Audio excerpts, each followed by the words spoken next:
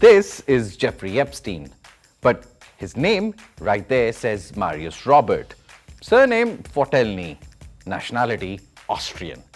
How is it that a US businessman has an Austrian passport with which allegedly he traveled to multiple countries in the 1980s? There's no doubt that this guy was a predator.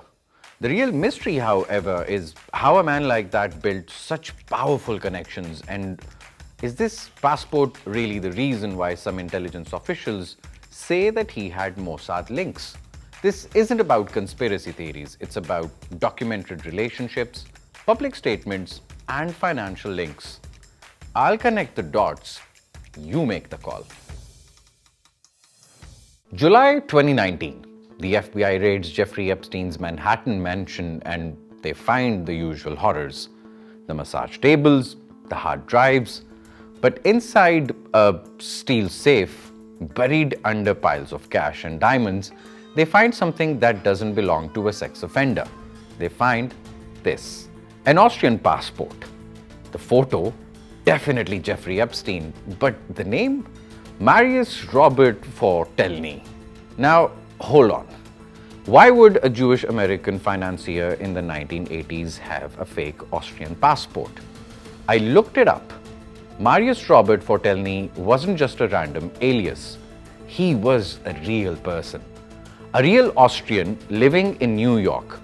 In the spy world, this is called doubling. You steal a real person's identity, so if a border guard checks, it comes back clean. Epstein's lawyers claimed this was for personal protection against hijackers. But that doesn't explain why he kept it in his safe for 30 years. To understand the passport, you have to understand who introduced Epstein to this world. Former Israeli intelligence officer Ari Ben Menashe claims he met Epstein in the 1980s, not at a bank, but in the London offices of this man, Robert Maxwell. Maxwell wasn't just a media tycoon, he was a confirmed asset for the Mossad.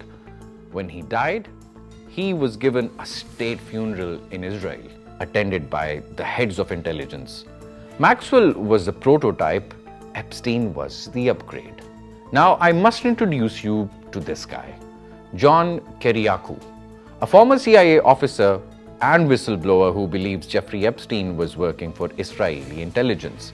John Kiriakou has publicly claimed that Epstein may have functioned as what intelligence agencies call an access agent, someone who uses wealth, influence, and elite connections to gain proximity to powerful figures and potentially gather compromising information. In an interview with the Diary of a CEO, when asked about the possibility Epstein was a double agent, Kiriakou said he might have been doubled against the Israelis or others. It was the Israelis, Kiriakou said, when asked who he believed Epstein was working for. I'm confident it was the Israelis, he said.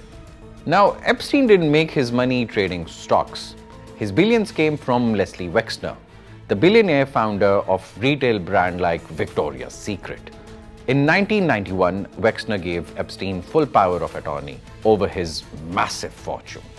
Between 1999 and 2007 alone, Wexner paid Epstein more than $200 million in direct funds and essentially gifted him massive assets, including his Manhattan luxury townhouse and a Boeing 727 private jet.